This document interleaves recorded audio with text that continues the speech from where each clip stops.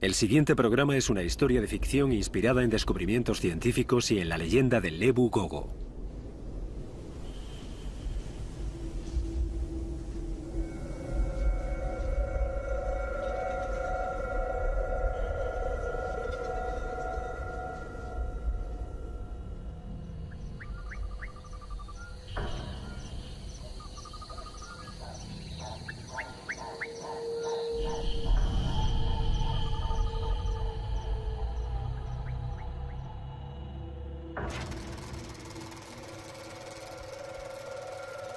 En 1977, 3 científicos se adentraron en las junglas de Flores, Indonesia, para estudiar aves. Solo uno de ellos regresó. El doctor Timothy Darrow. Las autoridades encontrarían posteriormente a uno de los miembros desaparecidos del equipo. Su cadáver estaba descuartizado y prácticamente irreconocible. Los investigadores nunca encontraron los restos de la otra víctima. Tim Darrow fue acusado de doble homicidio y hubo sospechas de canibalismo. Defendió su inocencia durante todo el juicio. Afirmó que el culpable era otra cosa. Intentó convencer al tribunal de que las responsables eran unas criaturas de la jungla, de que un mito local había asesinado a sus amigos. Nadie creyó a Tim Darrow, lo que decía haber visto, lo que afirmaba que había matado a sus amigos. En 2013 se recuperaron 3 rollos de la película de la expedición Darrow. Se muestran por primera vez. Lo que él dijo haber visto era imposible.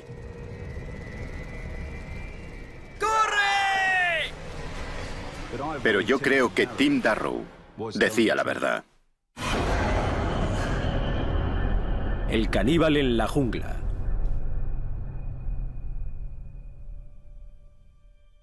Tim fue el primero de la familia que estudió en la universidad y obtuvo el título, era científico.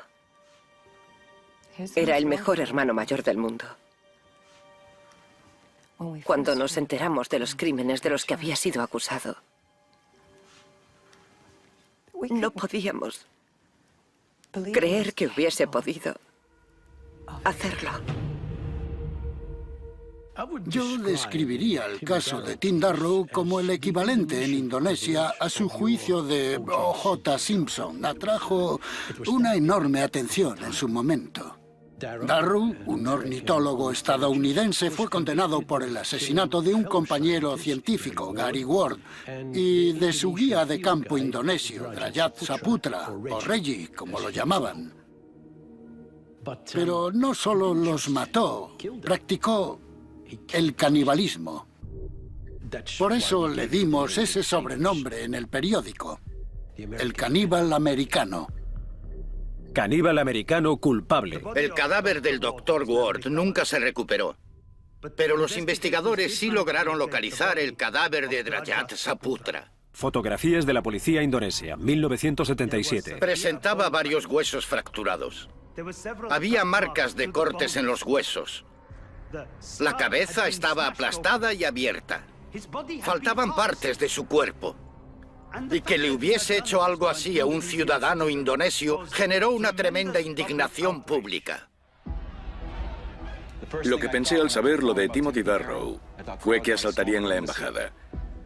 No exagero si digo que nos preocupaba cómo afectaría el caso a nuestra posición en la región. Debemos recordar que lo condenaron por matarlos con una piedra. Fue algo salvaje lo que les hizo. Los indonesios decidieron no ejecutarlo, que era más de lo que podíamos pedir, ya que nunca se retractó de su versión de lo ocurrido.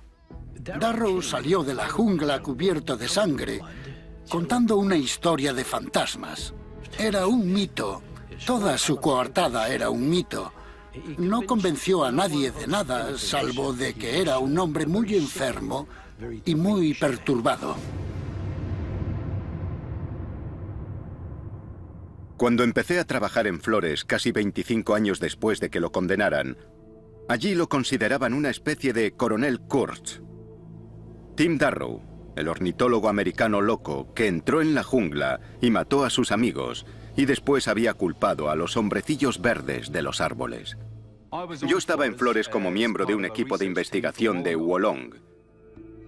Buscábamos pruebas de las primitivas rutas migratorias de los humanos hacia Australia cuando desenterramos algo completamente inesperado.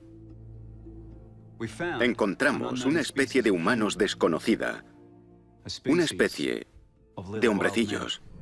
Rueda de prensa de Nature, 27 de octubre de 2004, Royal Institution de Gran Bretaña, Londres, Inglaterra. Gracias por venir a escuchar la noticia de este extraordinario descubrimiento. Aquí tenemos una criatura que era considerablemente diferente a los humanos modernos, una especie nueva de nuestro género, coetánea nuestra en el planeta. El Homo floresiensis fue probablemente el hallazgo más importante de la historia de la antropología. Hizo pensar mucho a la opinión pública sobre cómo funciona la evolución humana. Siempre la habíamos visto como una línea que parte desde los gorilas y los simios, que van caminando cada vez más erguidos hasta el humano moderno. Pero estas criaturas rondaban el metro de altura, que es la altura de un niño de guardería. El cráneo era muy pequeño y los pies muy grandes. No se parecía a nada conocido. Su nombre científico es Homo floresiensis, que significa hombre de flores. Pero los hemos apodado hobbits por los personajes de los libros de Tolkien por razones obvias. Ahora bien, estos hobbits no eran como Bilbo Bolsón, con su pipa y su chaleco, ni vivían en una casa elegante donde recibían la visita de los magos. Eran bastante salvajes, porque no tenían otra opción. Vivían en un mundo perdido muy prehistórico, lleno de depredadores y de peligros. Había lagartos gigantes, como los dragones de Komodo, pero 2 o 3 veces más grandes. Cazaban ratas gigantes del tamaño de terriers. E incluso cazarían a una especie de elefantes pequeños, los estegodón, que vivían en la isla. Estas criaturas eran duras. Tenían que serlo, vivían en un mundo duro. Practicaban caza mayor. Hemos encontrado huesos de estegodón junto a los restos de los hobbits. Incluso hemos desenterrado las armas de piedra que usaban, cuchillos y puntas de lanzas hechas con sílex. Hemos encontrado también evidencias de que hacían hogueras en las cuevas, así que usaban herramientas y fuego. Eran inteligentes. El Homo floresiensis vivió hasta hace unos 20.000 años y en la historia de la Tierra eso es un parpadeo. Aquí tenemos este último vestigio de un mundo prehistórico antiguo que habitó la Tierra al mismo tiempo que nosotros. Supimos inmediatamente que los restos de los hobbits cambiarían nuestra comprensión de la historia humana. Todos los científicos australianos estaban encantados, pero algunos de los indonesios reaccionaron de manera muy diferente. Estaban callados, dubitativos y algunos incluso visiblemente alterados. Aquella fue la primera vez que oí hablar del Ebu Gogo. El mito o leyenda del Ebu Gogo es una variación del hombre del saco que cuenta el pueblo Nage de Flores Central. Lo describen como una criatura aterradora, fea, peluda, muy fuerte, pero pequeña, físicamente pequeña. Esta historia del Ebu Gogo parecía pertenecer al mundo del folclore, hasta el descubrimiento del Homo floresiensis en octubre de 2004. En Flores hay leyendas que narran con gran detalle la existencia y comportamiento de una criatura a la que llaman Ebu Gogo, de aproximadamente 1 metro de altura y que interactuaba con los isleños actuales. Hasta que se encontró a esta criatura, todo el mundo la tachaba de un cuento para niños, pero eso se acabó. El descubrimiento en sí fue extraordinario. Físicamente parece que hay concordancia entre el Homo floresiensis y el Ebu Gogo. Ambos son bajos, caminan erguidos, son bípedos y propios de la isla de Flores. Así que tenemos una posible coincidencia. ¿Era posible que el mito fuese real? ¿Que el Ebu Gogo fuesen los hobbits que encontramos? Isla de Flores, Indonesia, 2005. Eso fue lo que empecé a investigar.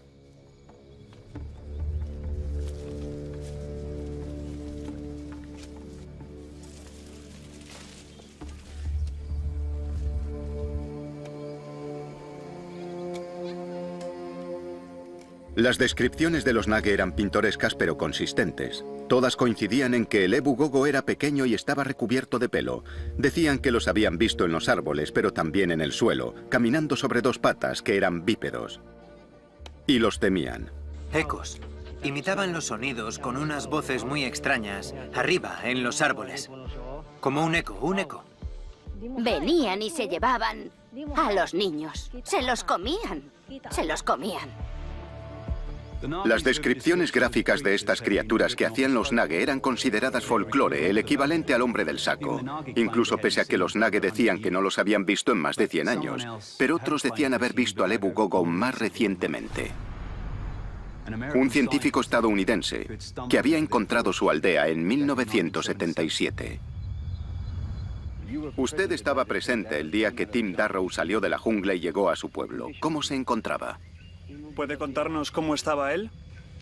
Estaba cubierto de cortes, tenía la ropa destrozada y estaba cubierta de sangre. Se desplomó poco después. ¿Y les contó qué le había ocurrido en la jungla? ¿Contó algo? Ebu Gogo. Fotografías del escenario del crimen de la policía indonesia. Ebu Gogo. 1977.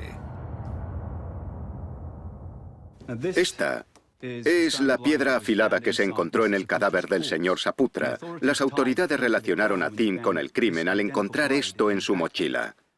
Estas dos piedras fueron las pruebas clave que utilizaron para acusar a Tim, aunque en realidad no sabemos qué le ocurrió a Gary Ward, puesto que su cadáver nunca apareció. Pero aquí es donde la cosa se pone interesante. Esta es una fotografía de unas piedras afiladas que encontramos entre los restos de los hobbits en 2003. Son las armas que los hobbits utilizaban para cazar. Las descubrimos más de 25 años después del juicio de Darrow. Y como ven, son idénticas a la presunta arma del crimen. Es imposible que Tim Darrow hubiese podido conocer su existencia. Nadie conocía estas piedras hasta que las encontramos. Ni siquiera en la leyenda Nage de su Ebu Gogo se describían sus armas ni herramientas, nada.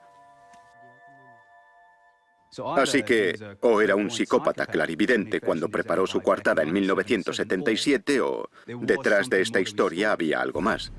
Entonces supe que tenía que hablar con Timothy Darrow. Quería averiguar cómo había conseguido aquella piedra. Era una petición rara. Un científico australiano quería ir a la prisión de Kerobokan para ver a un ciudadano estadounidense condenado por un doble homicidio. El gobierno indonesio tenía que estudiar todo el papeleo y aprobarlo, algo que finalmente hicieron en 2006. No creo que se diesen mucha prisa. A ver, Timothy Darrow cumplía 2 cadenas perpetuas. No iría a ninguna parte.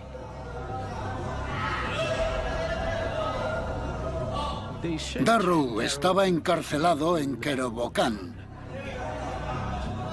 No es el lugar al que te envían para rehabilitarte. Allí te envían para que mueras.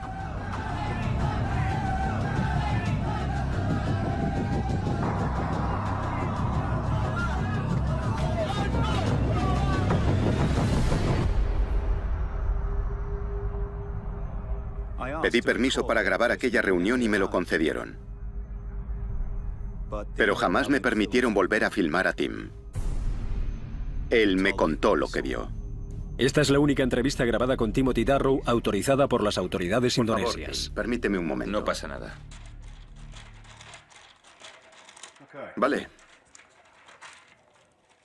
Bien, ¿qué crees que eran? Pensamos que era algún tipo de simio.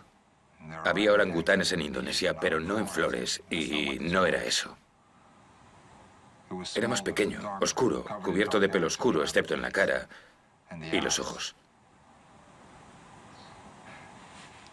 Y cuando lo mirabas de cerca veías que era inteligente, lo notabas. Y no tenía miedo.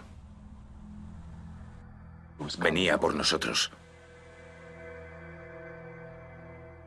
Yo sabía lo que decían de él, que era un psicópata, que tenía alucinaciones y que era esquizofrénico. Pero reconozco que no esperaba encontrarme a alguien tan convincente. Y fue en aquel primer encuentro cuando Tim me dijo que llevaba una cámara para su expedición. Me dijo que los había filmado. No solo los había visto, también filmado. ¿Es posible que Tim Darrow hubiese grabado evidencias de que los hobbits habían conseguido sobrevivir hasta 1977?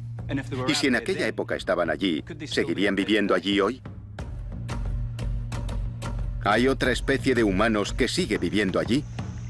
¿Oculta en uno de los lugares más inaccesibles de la Tierra? Tenía que averiguarlo. ¡Aquí! ¡Espera!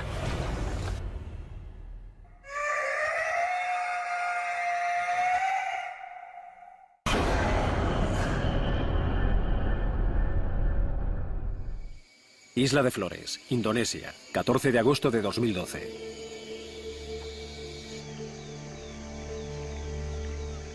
Tras entrevistar a Tim Darrow, me convencí de que había elementos verídicos en su historia. Así que en 2012, con financiación para un documental, lideré una expedición de 7 hombres al interior de Flores. Nos acercamos al perímetro exterior de la zona en la que Tim Darrow y sus compañeros realizaban su estudio en 1977. La zona en la que Tim dice que se encontró con ellos, donde vio a las criaturas.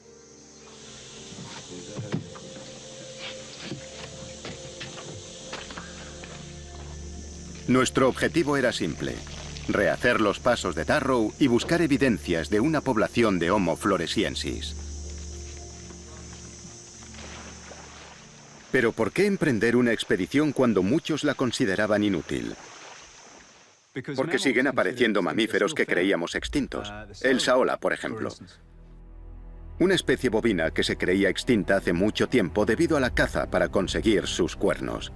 Una trampacámara captó imágenes de un ejemplar de esa especie el año pasado. El cupri es otra. Se creyó extinto durante casi 1000 años, pero se descubrieron ejemplares vivos en la jungla camboyana. Encontraron la manera de sobrevivir en zonas inexploradas. ¿No podría pasar eso con los hobbits? Incluso hoy, cuando creemos que los científicos han mirado detrás de todos los matorrales y que han sacudido todos los árboles, siguen apareciendo animales grandes que nunca habían sido descubiertos. Así que no sería descabellado pensar que pueda haber unas criaturas humanoides pequeñas, desconocidas, que vivan en alguna jungla. Si estaban allí, debía encontrarlas. Y un hombre tenía la clave. Yo había hablado con el Dr. Hornbeck en varias ocasiones acerca de los artículos que escribí sobre la historia de Darrow.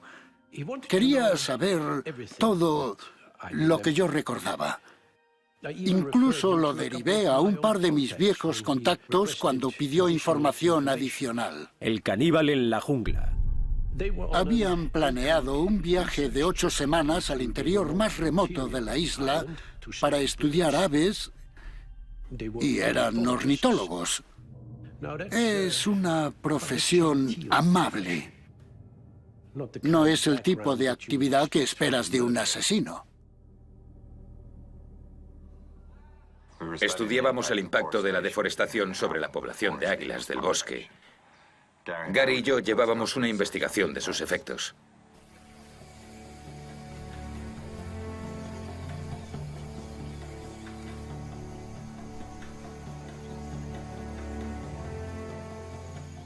Era complicado llegar hasta la zona de estudio. Estaba allí, pero... amigo... era preciosa. Reggie era nuestro ayudante, pero se había convertido en un compañero y amigo.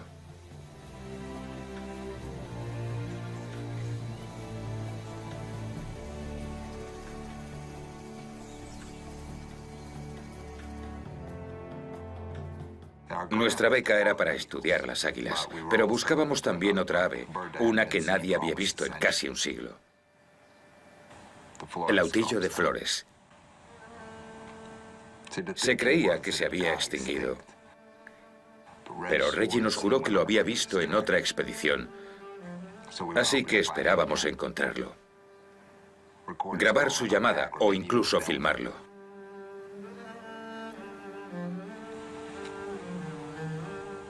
Así que salimos a buscar a una especie perdida. Irónico, ¿verdad? Tim se interesaba por las aves desde niño. Supongo que es un hobby inusual para un niño que crece en Bloomington, pero le encantaba. Siempre tenía pájaros en casa. Eran sus mascotas. Les construía casetas y cuidaba de los polluelos que se caían de los árboles, esas cosas. Incluso cuidó de un halcón que encontró en el campo. Tenía perdigones en un ala, pero consiguió que volviese a volar. Archivo de la familia Darrow. Cuando nos enteramos de los crímenes de los que lo acusaban, por supuesto no lo creímos. Pero cuando los hechos demostraron que Tim había hecho aquellas cosas tan horribles, fue duro. Cuando nos mudamos, mi padre dijo que no volveríamos a hablar nunca de él. Pero yo sabía que había algo más. Que había pasado algo.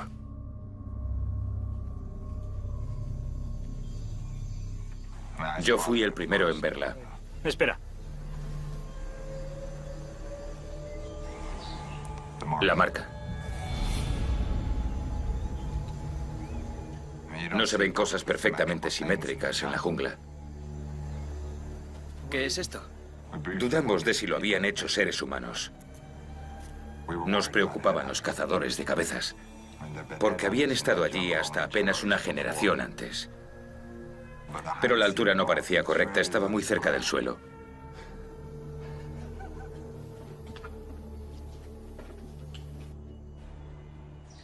¿Puedes hacernos un dibujo de cómo era la marca?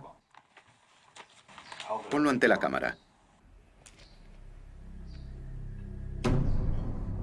Ese tipo de marcas nunca existieron.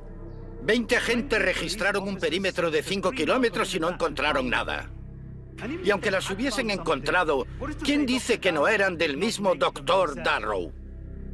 Eran las marcas del cadáver de Saputra las que nos interesaban. Y esas habían sido hechas claramente por el Dr. Darrow. Nadie creyó su historia entonces. Y no deberían creerla hoy.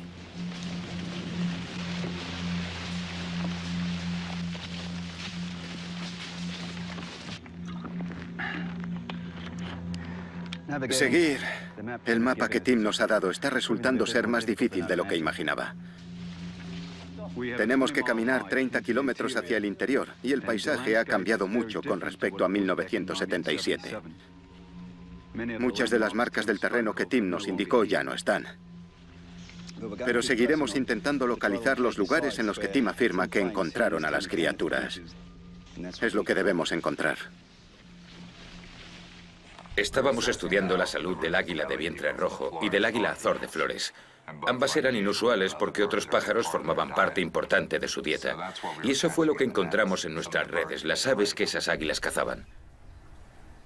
Las redes son básicamente de nylon, que se cuelgan entre árboles.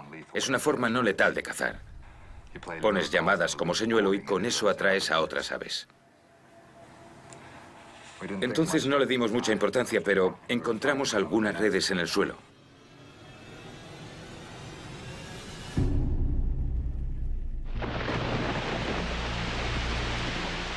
Ah, este es el río que Tim nos dijo. Así que estamos cerca del lugar en el que tuvieron su primer encuentro. Nos ha costado más de lo esperado adentrarnos tanto en la jungla.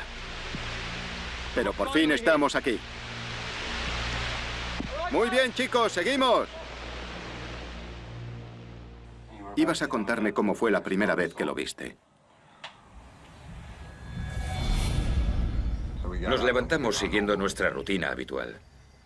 Y estábamos haciendo la ronda del final de la jornada para ver las redes cuando lo oímos.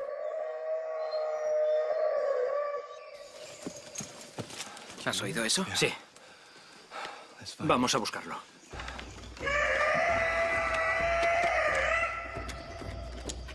Lo primero que hice fue sacar la cámara del estuche.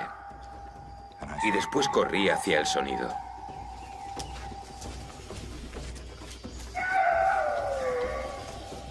Llegamos a donde habíamos colocado una red aquella mañana y estaba en el suelo. Entonces, algo llamó mi atención. Vi marcas en los árboles.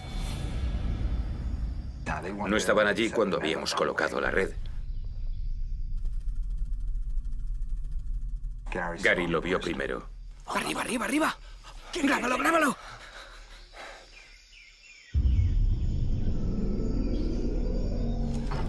¿Qué es? ¿Qué? ¿No lo has visto? Tim, dime que lo has grabado. Creo que sí. Estaba muy lejos, pero creo que sí. Dios, Reg, ¿cómo es que no lo has visto? Era un simio. Era un puñetero simio. Recuerdo que pensé que era demasiado bueno para ser verdad. Por supuesto, la cámara se había perdido. Me dijo que la había perdido en la jungla antes de salir, y confieso que en aquel momento pensé que, si tenía alucinaciones, aquello era muy convincente. Él podría mantener que allí había algo que demostraría que decía la verdad porque nunca se encontraría. Tim estaba convencido de que su cámara había desaparecido, pero las grabaciones de audio, las que decía que tenían de la llamada de la criatura, tenían que haber sobrevivido. Me dijo que su grabadora debió de pasar por las manos de las autoridades en algún momento. Estaba en la misma mochila que el sílex que presentaron en el juicio, así que me puse a investigar. El doctor Hornbeck me dijo lo que buscaba y yo le respondí que no recordaba los objetos que se recuperaron en su momento. Todos los objetos que recuperaron en la jungla y que no fueron pruebas en el caso, nos los devolvieron después del juicio. Llevamos a cabo una inspección superficial, los embalamos y los devolvimos a su Universidad de Illinois. ¡Aquí! ¡Vamos, venid aquí! ¡No te pares! ¡Cuidado! Espera. Más marcas. Son las marcas de Darrow. Vale, pondremos una trampa. Si vuelven a esta zona puede que capturemos algo. ¡Rápido!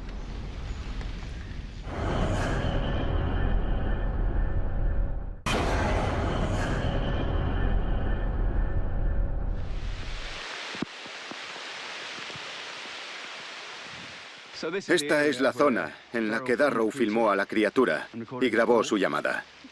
Así es como las describió. Y si estas son marcas territoriales, hay muchas posibilidades de que vuelvan. Y si vuelven, podremos grabarlos con las cámaras. Si este sensor infrarrojo detecta cualquier tipo de movimiento, empezará a grabar. Nuestro objetivo es montarlas en todos los lugares en los que Tim vio a la criatura, como aquí.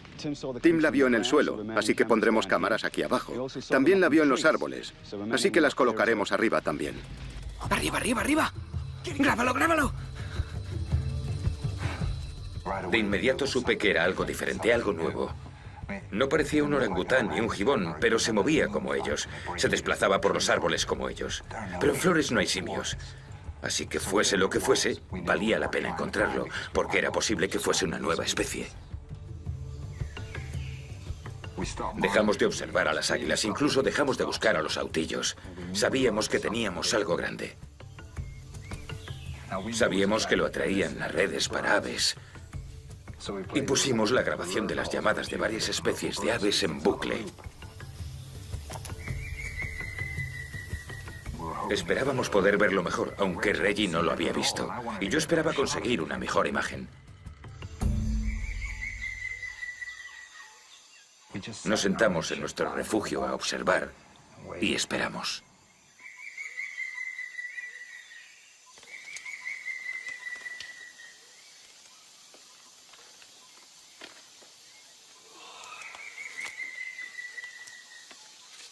Esperaríamos cuanto hiciese falta.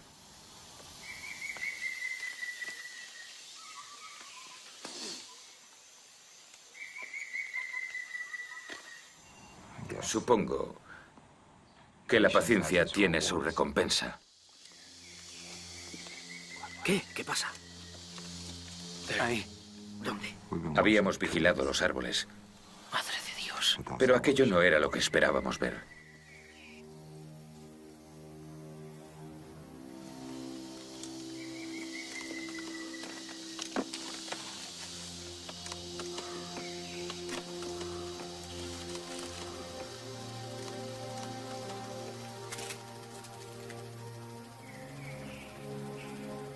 Lo vimos, y él nos vio a nosotros, nos miraba a los ojos. Y recuerdo que se volvió justo antes de desaparecer. Se volvió y nos miró una vez más. Y desapareció de nuevo en el bosque.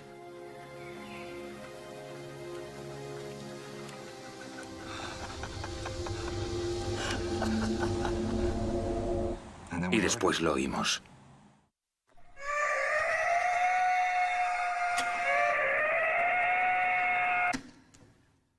Encontramos la grabadora Nagra. Estaba guardada en una sala de la universidad, acumulando polvo. La grabación no había sido catalogada porque los que la habían hecho no regresaron para documentar sus hallazgos.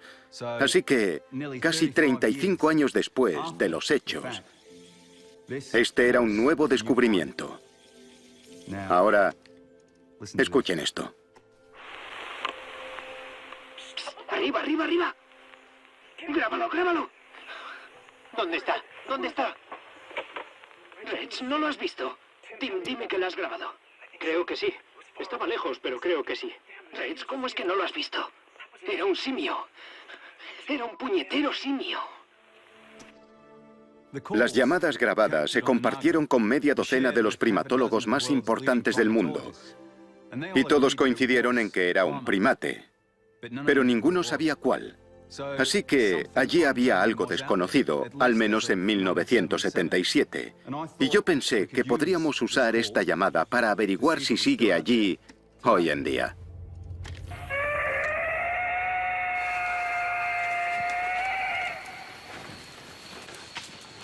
Creo que es aquí. Tras encontrar la Nagra, empecé a planificar la expedición para buscar a la criatura de Tim. Y pensé que podríamos aprovechar esas llamadas. Sí, vale. Colocaremos una de estas cámaras arriba, en las copas. Estos altavoces emitirán la llamada que Tim grabó en la jungla a intervalos regulares, día y noche. ¡Gax! ¡Dale!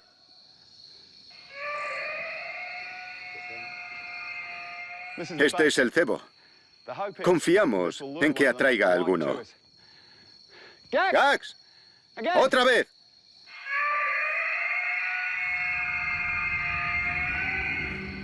Reggie tampoco sabía lo que era, pero creo que ya estaba pensando en el mito. En el Ebu Gogo y en todas sus historias. Estaba asustado. Le pregunté si se encontraba bien y me dijo que le preocupaba cómo nos había mirado, porque no parecía asustado. Le dije que solo era curiosidad. Éramos tan nuevos para él como él para nosotros. Le dije que debería estar entusiasmado, que habíamos encontrado una especie nueva y nos haríamos famosos. Y él sonrió. ¡Arriba, arriba, arriba! ¿Dónde? ¡Arriba! ¡Vamos! ¡Rápido, arriba! ¡Ahí arriba! Hemos encontrado una de sus viejas plataformas de observación. Esta es una de las plataformas que Tim Darrow y sus compañeros construyeron hace 3 décadas. Las usaban para observar a las águilas ahí arriba. Subiremos a echar un vistazo.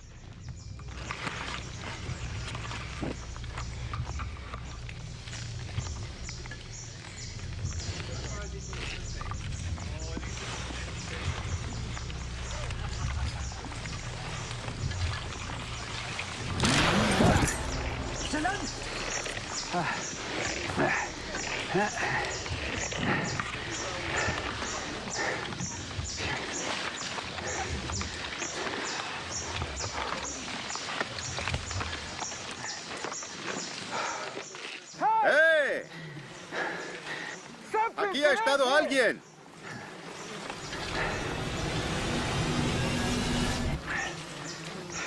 Esto es un hueso de una pata. Parece que es de cerdo salvaje. Pero evidentemente no es un animal arbóreo. O sea que podría ser la presa de un águila. O que alguien lo haya subido allí arriba. ¿Y cuándo fue la siguiente vez que lo visteis? No lo vimos. Lo oímos. Las llamadas comenzaron un par de horas tras quedarnos dormidos. Mi linterna, ahí mi linterna. Caminamos en la dirección de las llamadas. Había luna, aunque no luz suficiente para la cámara, pero llevamos la grabadora. Sonido grabado en julio de 1977.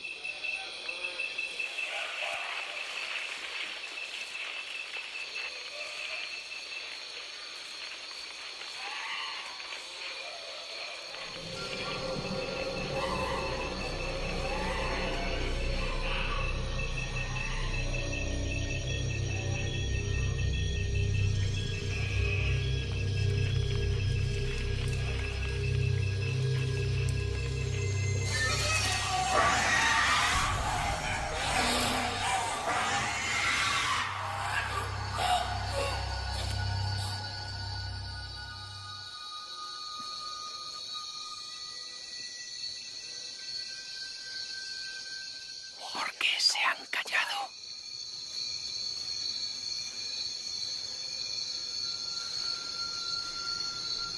¿Encendemos las linternas? Sí.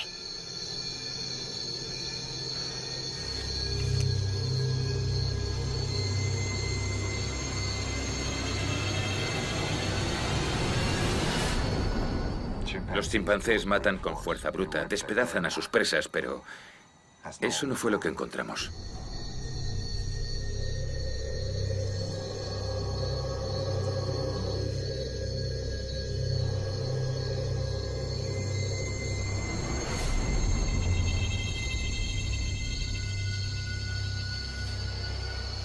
Oh, Dios.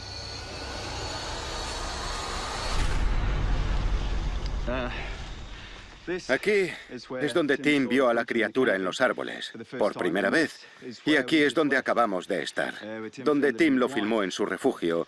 Y este es el Ebu Lobo, el volcán. La leyenda de los Nage cuenta que estas criaturas vivían en las cuevas, en la ladera norte.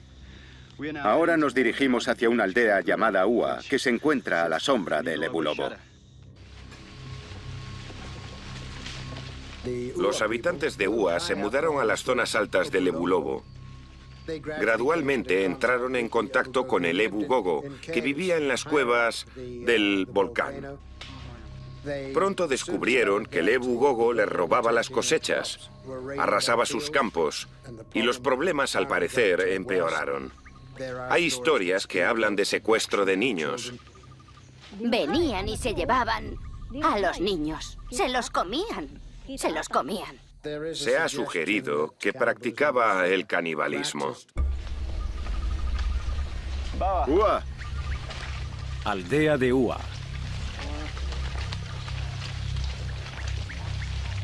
Hola.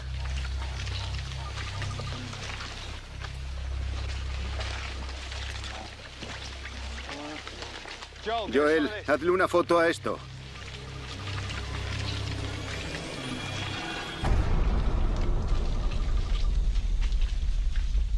¿Qué es esto? Es una advertencia. Si el Ebu Gogo baja al pueblo, los quemará. El Ebu Gogo les recuerda que si la leña puede arder, ellos también.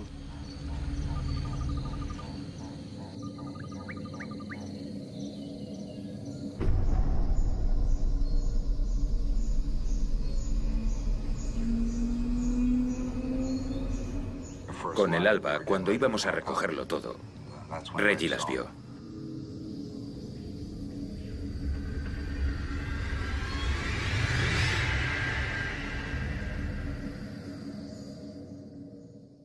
Habían entrado en el campamento. Había huellas hacia la entrada como para observarnos.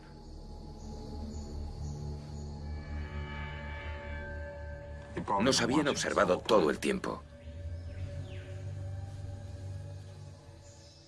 Entonces Reggie dijo: Ebu Gogo. Nos están siguiendo.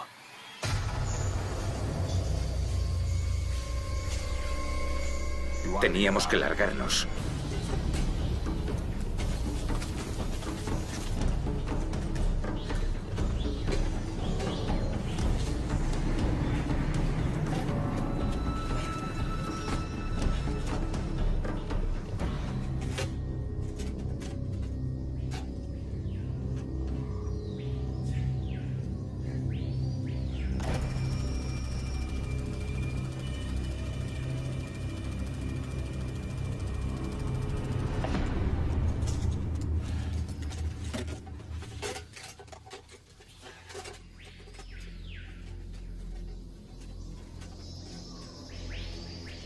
Como ya he comentado, existe la idea de que el Ebu Gogo es una amenaza para los niños, así que se tomó la decisión de intentar matarlos a todos, de eliminarlos. Según cuenta la leyenda, el pueblo de Ua incendió la cueva en la que vivían los Ebu Gogo, y ese fue su final. Salvo que según alguna variante de la historia, hubo una pareja de Ebu Gogo, un macho y una hembra, que escaparon del incendio, y sus descendientes han sobrevivido. Cuevas del Ebu Lobo. Muy bien, chicos. Preparad las linternas y echemos un vistazo.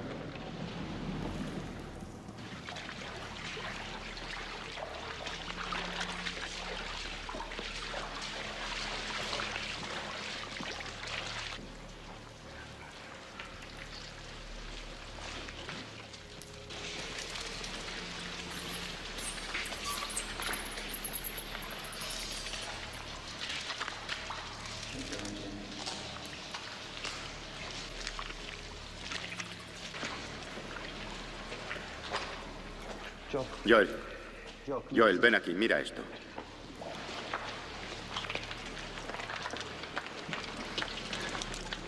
Está carbonizado.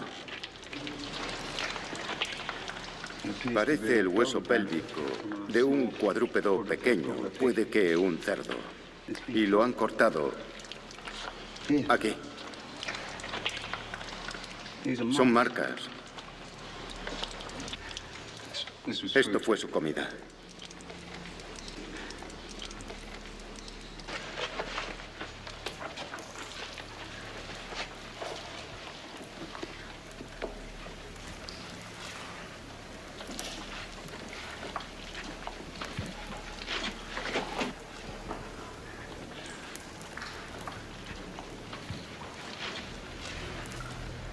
Esto está quemado. Ha ardido.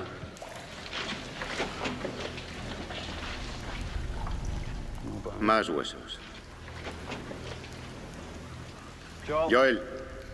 Joel.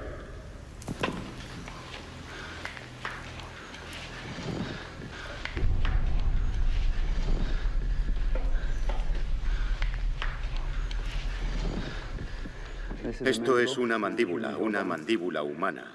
Adulta. Puede que de varón.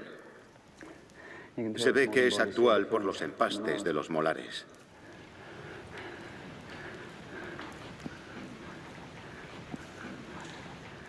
Odio especular, pero puede que hayamos encontrado los restos de Gary Ward.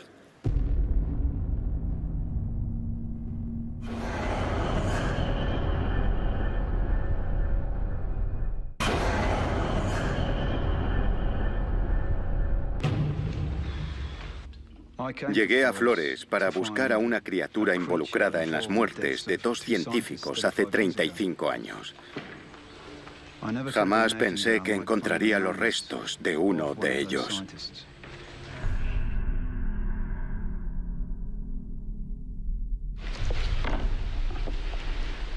Hemos improvisado un embalaje con la caja de la pistola y con otras cosas. Y nos llevaremos los huesos a Yakarta para su análisis. Hemos encontrado más restos de animales, pero no más huesos humanos. Creo que ya hemos encontrado el hueso más importante de esta cueva.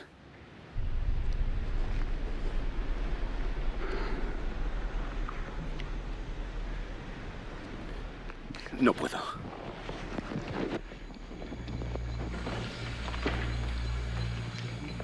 He decidido abandonar Flores lo antes posible. Pero antes de hacerlo, hay un último lugar en el que queremos poner cámaras. El montón de piedras, el lugar en el que se encontró el cuerpo mutilado de Reggie Saputra. Caminábamos tan rápido como podíamos. Reggie estaba seguro de que nos seguían. ¡Ah, maldita sea! Espera un segundo. Nunca lo había visto tan preocupado.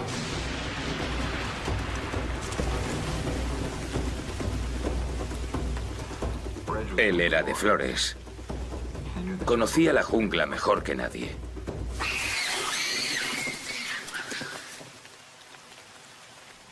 Y verlo asustado me asustó a mí.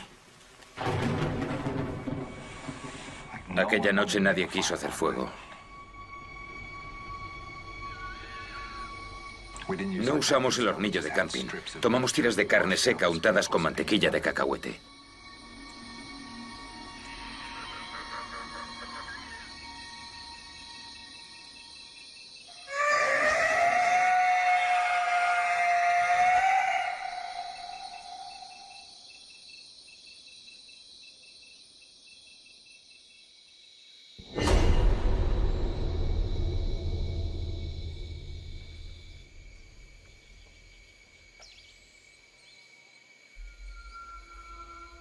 Aquí es donde apareció el cadáver de Reggie Saputra y, al estar aquí, siento que esto ya no es un punto más en el mapa.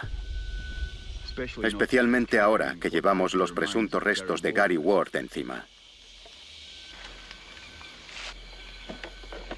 Mis guías me han dicho que para los Nage este lugar está manchado de sangre. Colocaron aquí estas calaveras para ahuyentar al mal.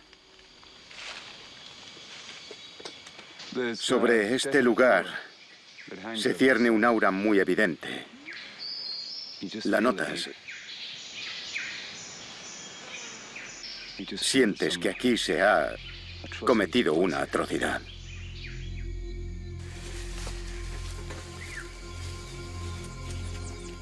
Esa tarde volvimos a lugares familiares. Llegamos a la plataforma, al centro de nuestra zona de estudio. Recuerdo que sentí una sensación de alivio al volver a nuestro territorio, al ver un lugar familiar.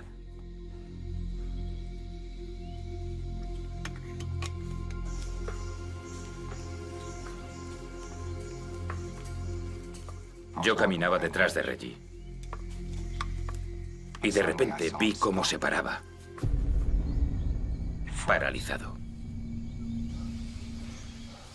¿Qué pasa?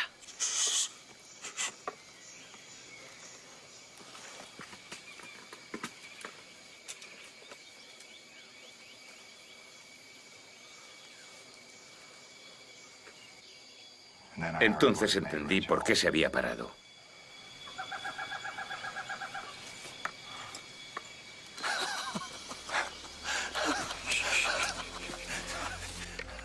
No se había extinguido.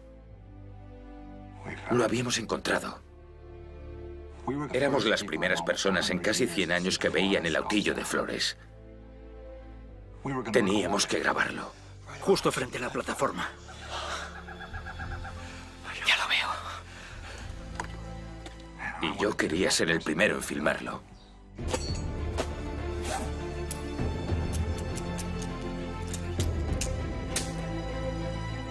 ¿Listo? Nunca había trepado tan rápido a un árbol.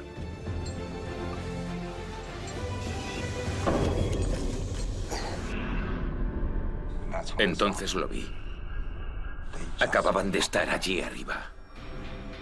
Todavía manaba savia de las muescas. Y antes de que pudiese hacerle una señal a Reggie, oí el zumbido.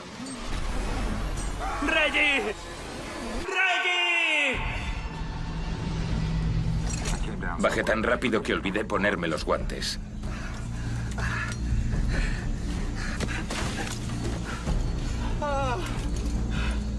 No sabía lo que había pasado. Creí que había sido algún fallo del material o algo así. Tal vez la cuerda se había roto.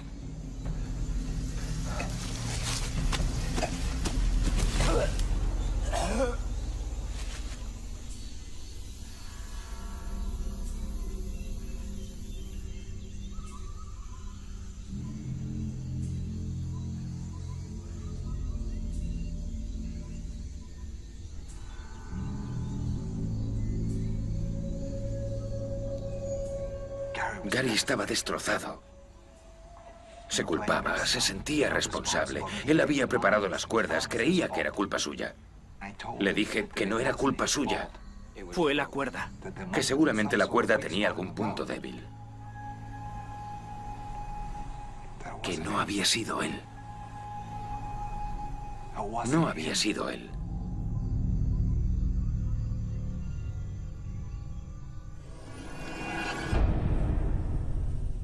La cuerda que encontramos en el lugar del crimen había sido cortada, y el señor Darrow la cortó, tal y como cortó el cadáver del señor Saputra tras su caída, antes de descuartizarlo. La historia de los cortes en las manos, del fallo del material, del Ebu Gogo y todo eso fue un intento de engañar a los investigadores y a sí mismo. La evaluación psiquiátrica realizada en su momento determinó que su historia era una tentativa de evitar la asunción de culpa. Pero, ¿cómo podía haber cortado la cuerda si Gary Ward lo estaba observando? Los investigadores creen que el Dr. Darrow mató primero al Dr. Ward antes de cortar la cuerda del señor Saputra.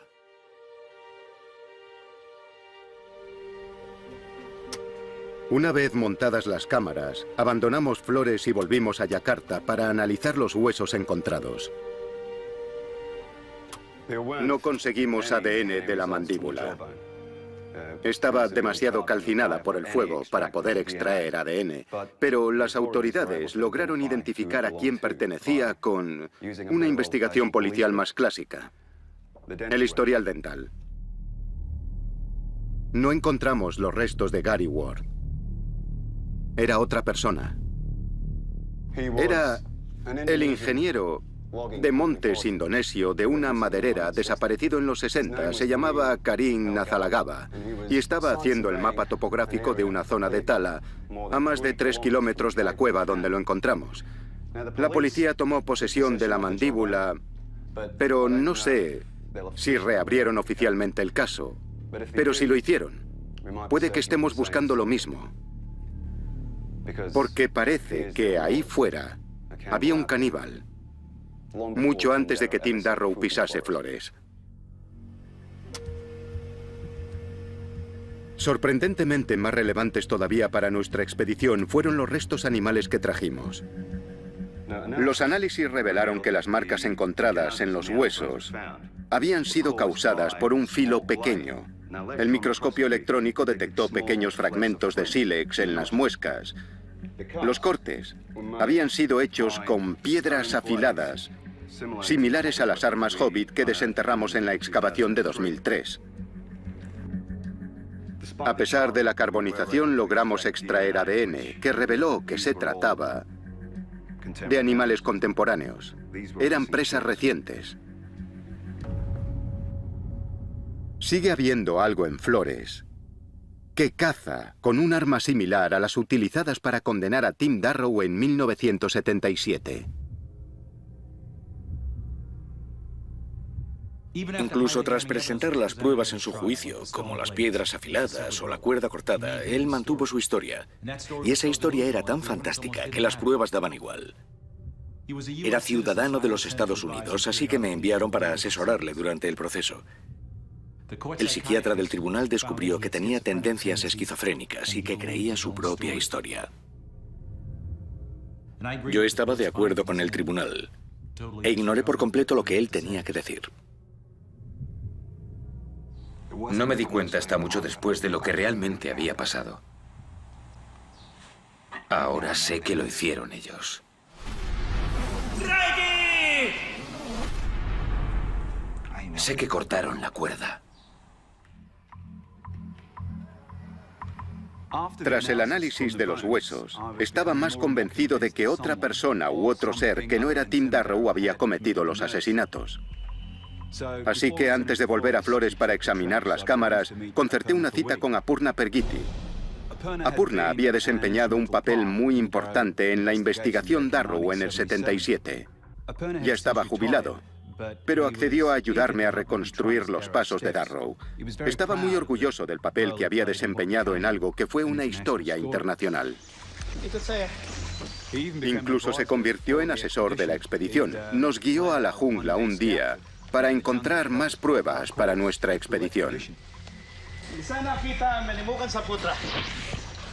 Dice que aquí es donde encontraron el cadáver de Reggie Saputra. Yo quería repasar los recuerdos de la investigación de Apurna una última vez, para ver si alguno de los detalles que recordaba podía ayudarme a preparar lo que se estaba convirtiendo en un alegato para exonerar a Tim Darrow.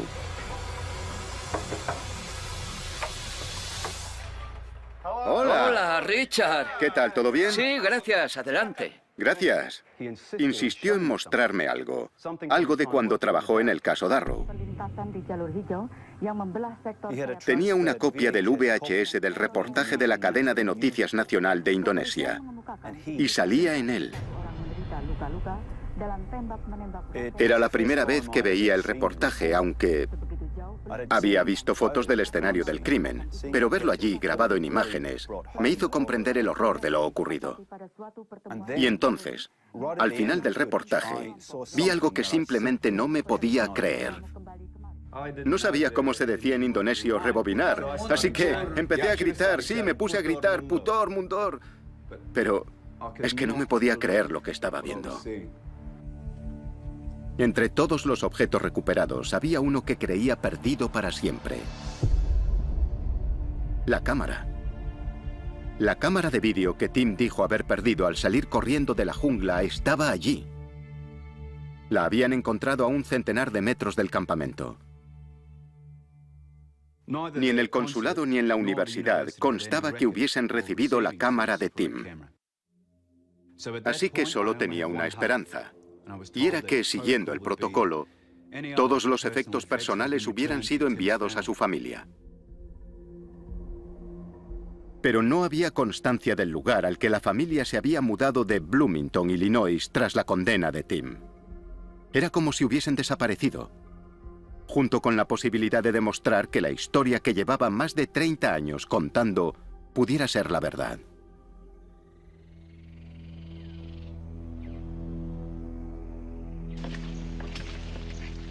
Chicos, regresamos por fin a Flores en septiembre de 2012 para ver qué habían grabado las cámaras. Si queríamos obtener pruebas definitivas de la existencia de esta criatura, era nuestra mejor posibilidad. Solo hemos vuelto unos cuantos para esta fase de la expedición para comprobar las cámaras. Esta no tenía nada, pero nos quedan muchas por comprobar, así que soy optimista. Bien, gracias. Varias cámaras se habían activado, pero no sabíamos por qué.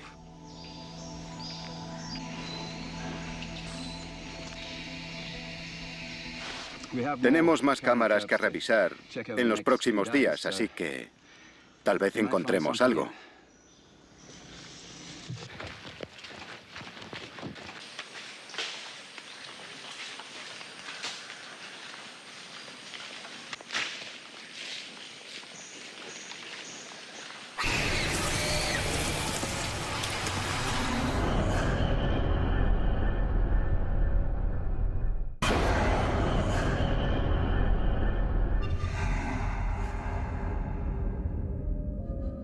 Ecos.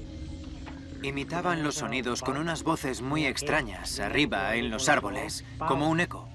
Un eco.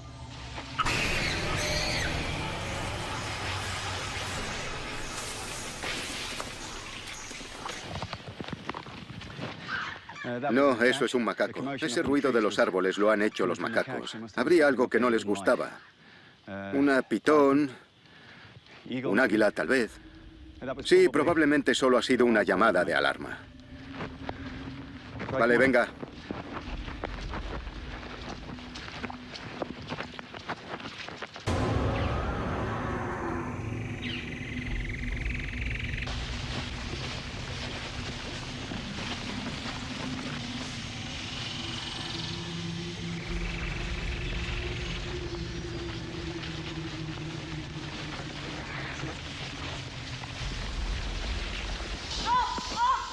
¿Qué has encontrado?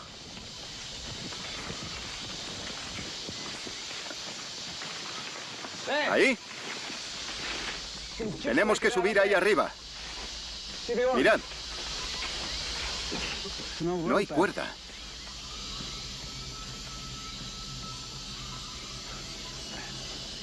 Dada la proximidad al montón de piedras y que no hay cuerdas, este debe de ser el árbol desde el que cayó Saputra.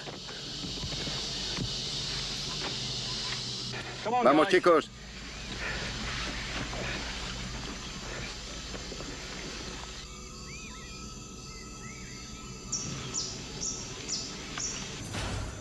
Tim Darrow no hizo esto. Estas son frescas. Vale, hemos encontrado marcas recientes en la plataforma. Y sean de quien sean, acaba de estar aquí. Lo sabemos. Por la savia. ¿Sabéis? Así que hemos colocado una cámara ahí arriba, con la esperanza de que vuelva. No perderemos de vista este lugar. Y volveremos tras revisar las otras cámaras. Encontrar estas marcas a mí me ha confirmado que las criaturas que estoy buscando siguen aquí. Las criaturas descritas por Darrow, y están cerca. Así que estamos entusiasmados, pero también un tanto inquietos porque ahora sabemos de qué son capaces.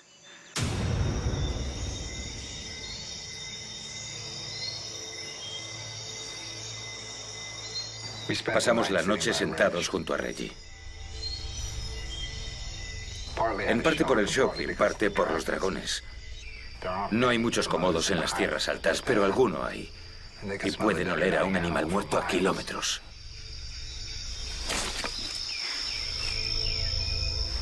Así que pasamos la noche junto a él. Al día siguiente íbamos a enterrarlo.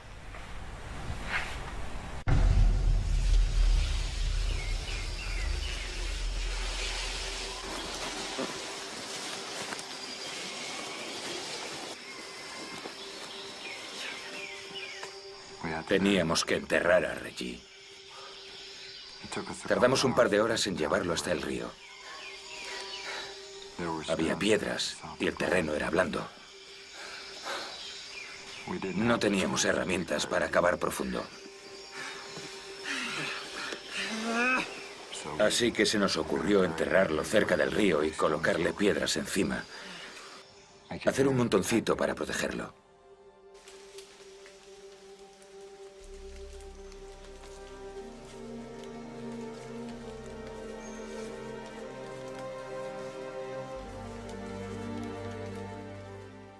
Ni Gary ni yo éramos especialmente religiosos, pero hicimos una cruz con ramas.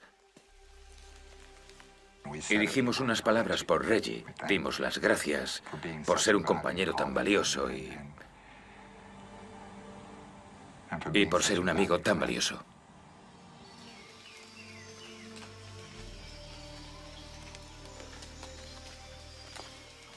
Yo tenía la cámara. No sabía si eso ayudaría a localizar la tumba más adelante, ni si la familia querría recuperar su cadáver. Tal vez, si podía enseñarle algo a su madre, la consolaría de alguna manera.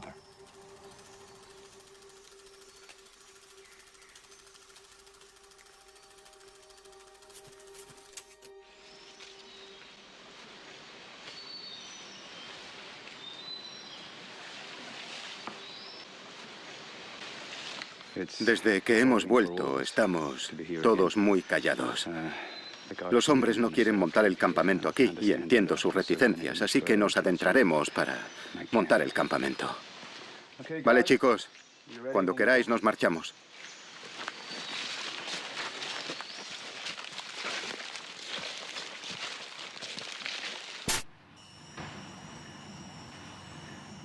Hemos acampado para pasar la noche. La gente se pone muy nerviosa cada vez que escucha un ruido, yo incluido. He notado una atmósfera diferente desde que encontramos las marcas. Estos hombres han crecido con esas historias y es demasiado para ellos. Obviamente estoy deseando ver el resto de las cámaras, pero creo que estos hombres solo quieren acabar y largarse.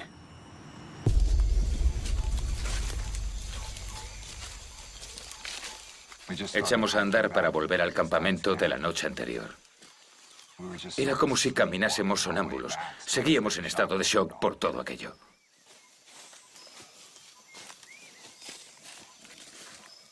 Y fue aquella llamada la que nos despertó.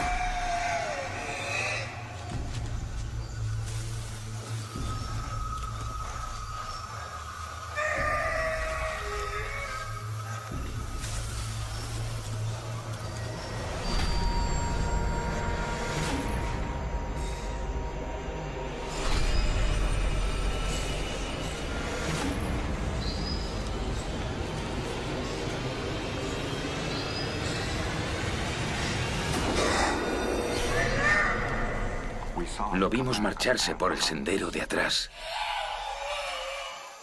Vuelve a por Reggie.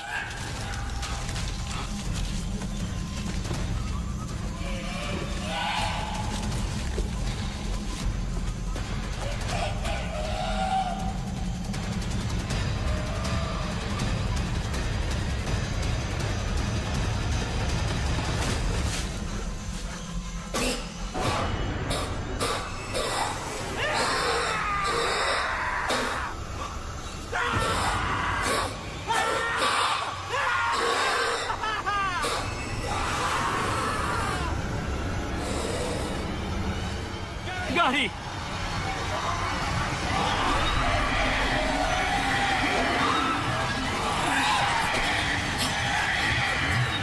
¡Corre!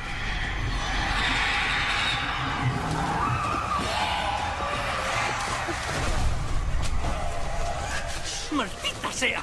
¡No encuentro la cámara! ¡Vamos!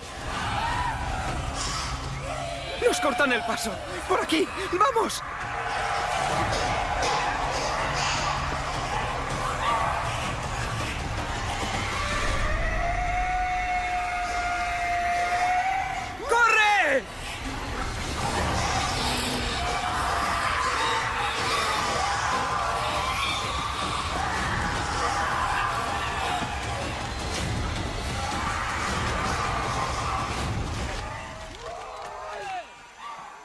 ¡Gary! ¡Gary!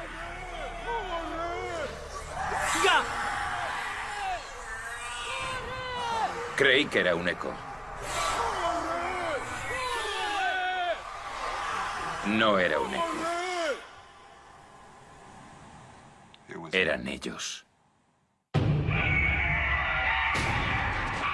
¡Rápido! ¡Deprisa!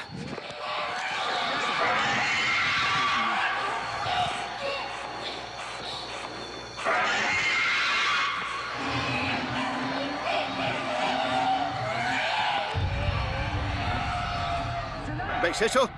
¿Veis eso? No, no, no, no os acerquéis a los árboles. ¡No!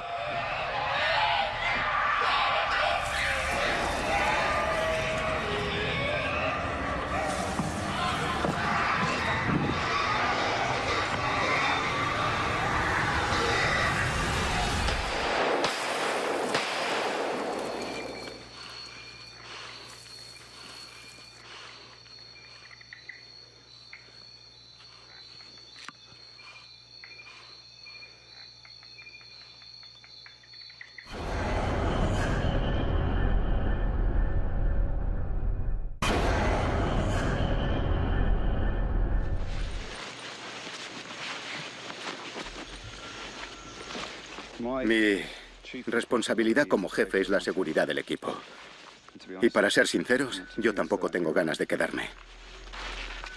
Volvemos a casa. Vámonos, ¿eh?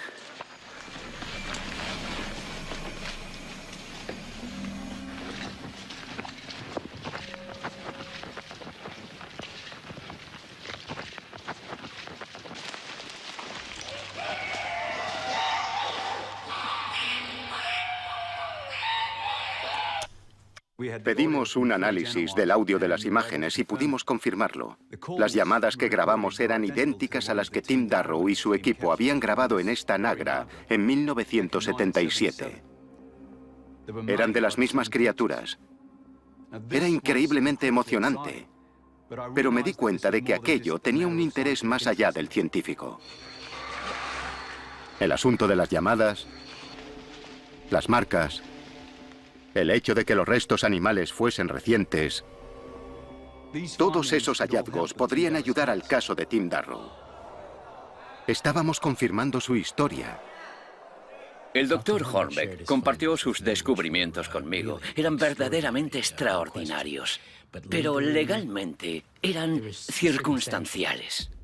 No eran suficientes para reabrir un doble caso de asesinato de 35 años.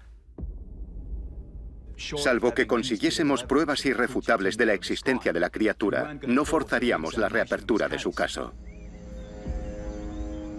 Teníamos que encontrarlas. Necesitábamos pruebas de que los hobbits seguían allí. 3 meses después lideré otra expedición al interior de Flores. Tomamos muchas más precauciones, íbamos mejor armados y teníamos muchas más expectativas de encontrar algo.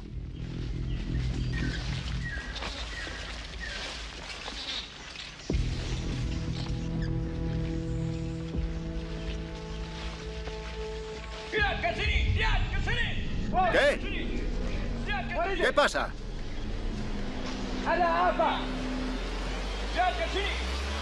¿Qué está diciendo?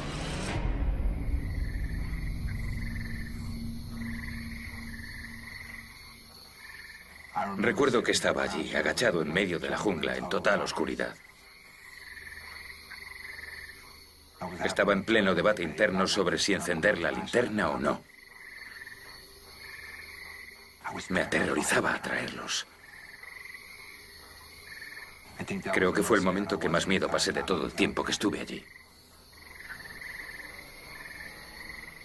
Finalmente la encendí. La tapé con la mano para leer la brújula que llevaba en la mochila. En cuanto terminé, la apagué y me puse a caminar otra vez.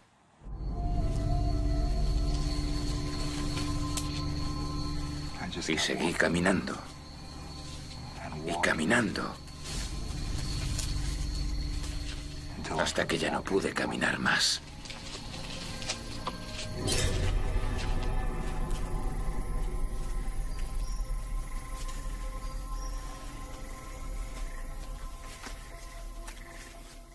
A la mañana siguiente, tras el amanecer, vi que había calculado bien. Una de nuestras águilas de estudio volaba sobre mi cabeza. Tenía una marca. Sabía dónde estaba su nido. Estaba cerca del río. Si seguía el río, podría salir de allí.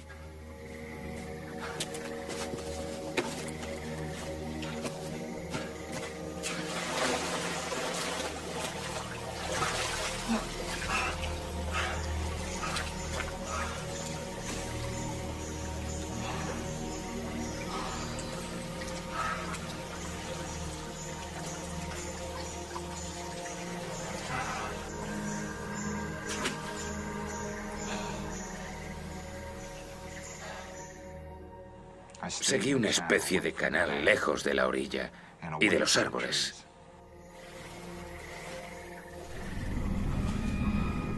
Corre.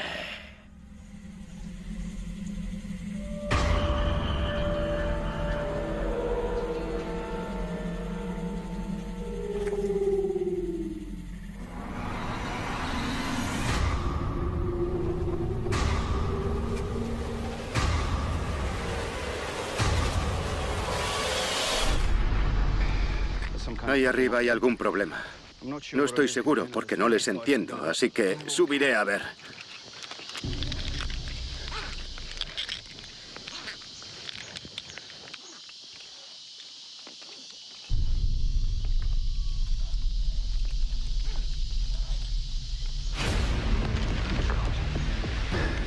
Han estado aquí arriba. Habíamos atornillado una cámara y un altavoz aquí. Ya no están.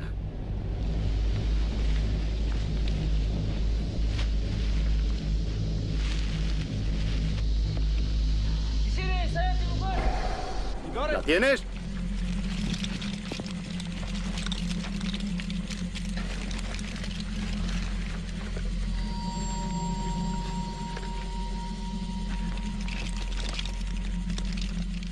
Vamos, chicos.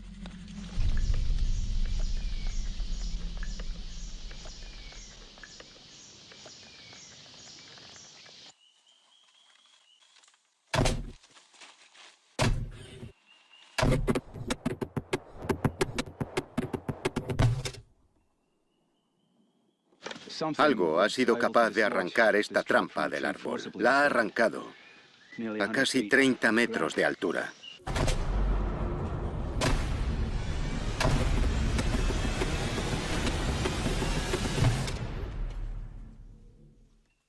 Demostramos que allí había algo, pero no habíamos demostrado qué.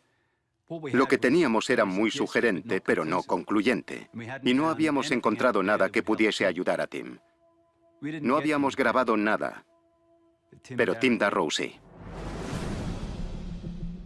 El doctor Hornbeck me comentó que estaba intentando encontrar a algún miembro vivo de la familia de Timothy Darrow.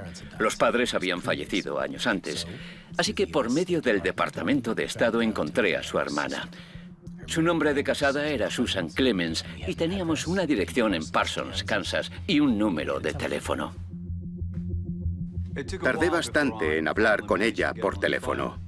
Y cuando lo hice, le expliqué que tenía razones para creer que Tim había dicho la verdad.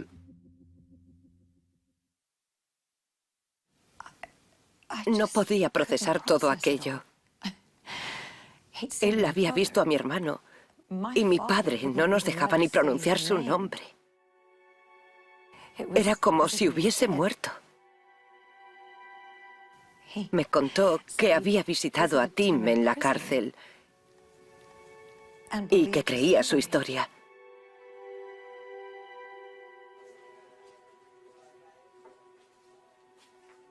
Nosotros no podíamos ni pronunciar su nombre. Como era de esperar, se emocionó mucho. Pero en cuanto le expliqué lo que había descubierto, pude preguntarle lo que quería. Si le habían devuelto los objetos personales de Tim a ella o a la familia. Un par de años después del juicio llegó una caja grande. Mi padre no quiso abrirla. La sacó a la calle para que se la llevasen con la basura. Pero yo salí tras él y volví a meter la caja en casa. Porque era mi hermano. Y a pesar de todo, no podía permitir que lo último que nos quedaba de él acabase en la basura. Las posibilidades de que la cámara hubiese sido devuelta eran pocas. Las posibilidades de que la película no se hubiese degradado eran pocas. Y las posibilidades de que hubiese algo grabado eran pocas. Esas posibilidades se interponían ante la reivindicación de Tim Darrow. Pero ella tenía la cámara.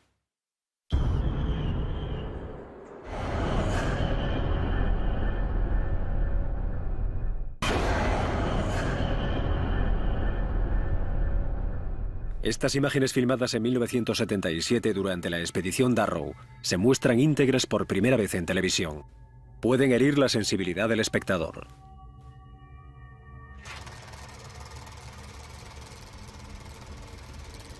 Se recuperaron 3 rollos de película de la cámara Super 8 de Tim Darrow. El primer rollo muestra claramente a una especie de simio saltando de rama en rama. Reg, ¿no lo has visto? Tim, dime que lo has grabado. Creo que sí. Estaba muy lejos, pero creo que sí. Reg, ¿cómo es que no lo has visto? Era un simio. Era un puñetero simio.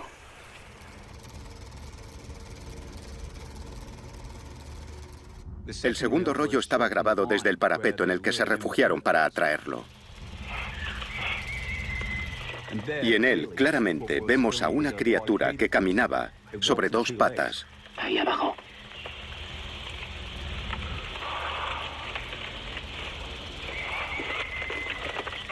Lo más significativo de los dos primeros rollos es que demuestra que lo que Tim filmó fue a una criatura capaz de trepar y de caminar por el suelo. Algo que pueden hacer los hobbits analizando sus restos. Y tal y como se narra en las leyendas de los Nage.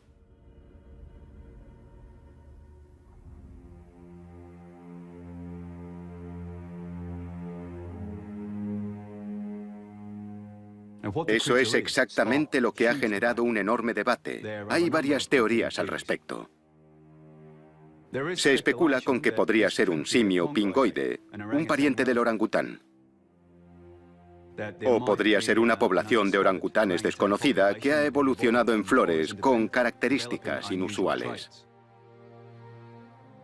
Hay otra teoría, que era una subespecie de macaco con una variación en la coloración y bipedación secundaria.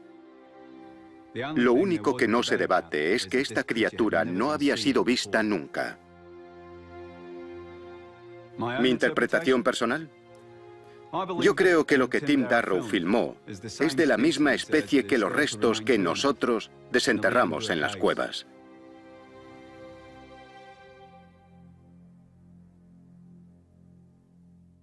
Lo que había en el tercer rollo también encajaba con lo que los Nage decían de ellos.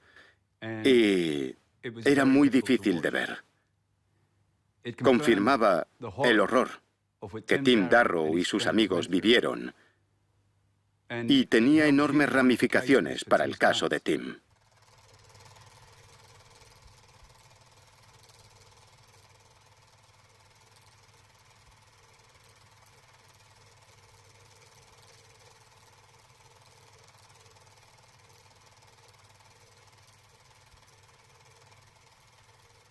Las películas son, sin duda, una razón de peso y parecen corroborar el relato de los hechos de Timothy Darrow. Así que, basándonos en ellas, solicitamos su visionado ante un tribunal de los Estados Unidos y presentamos una solicitud formal ante el gobierno indonesio para extraditar a Timothy Darrow.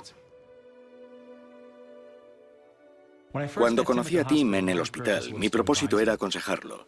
Y después de ver las imágenes, me arrepiento enormemente. Porque la verdad es que le habría aconsejado de otra forma si hubiese pensado que estaba diciendo la verdad. Pero como los demás, no le creí. Yo era la persona que debía escucharle e intentar ayudarle. Y no lo hice. No me imaginaba cosas. No oía cosas. Era uno de ellos.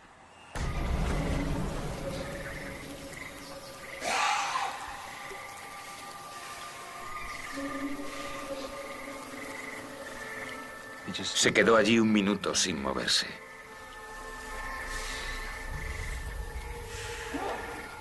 Vi cómo me observaba.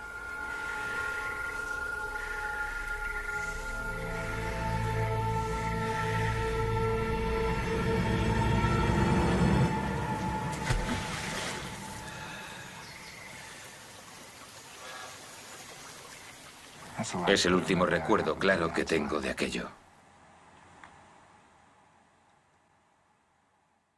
En todas las ocasiones que hablé con Tim, ni una sola me preguntó si le creía.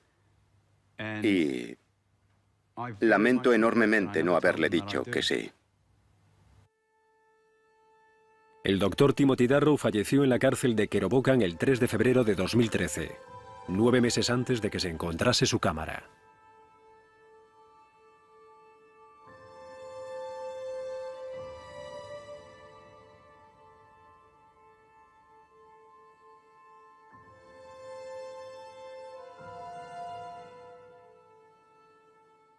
El doctor Hornbeck me devolvió a mi hermano. Y por eso le estoy muy agradecida. Ahora tengo una de sus casitas para pájaros y la veo desde la ventana. Y me encanta ver cómo anidan los pájaros. Creo que a Tim le haría muy feliz saber que se sigue usando.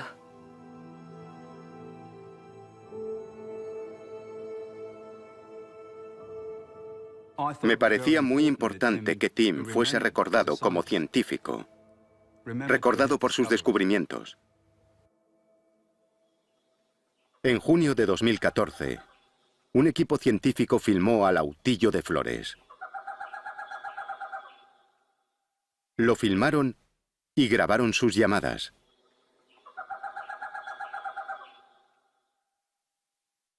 No se había extinguido. Lo encontraron. Esta es la última grabación que Tim Darrow, Drayat Saputra y Gary Ward grabaron con su Nagra.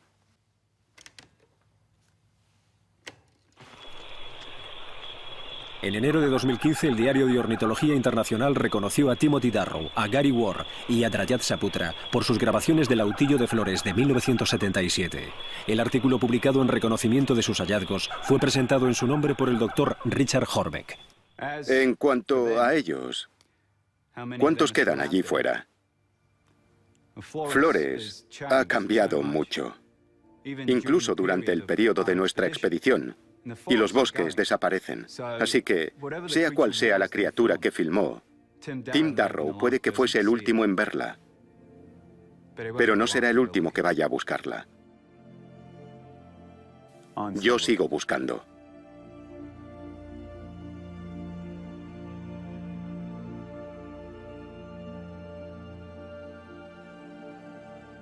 Este programa es una historia de ficción inspirada en los descubrimientos científicos y en la leyenda del Ebu Gogo.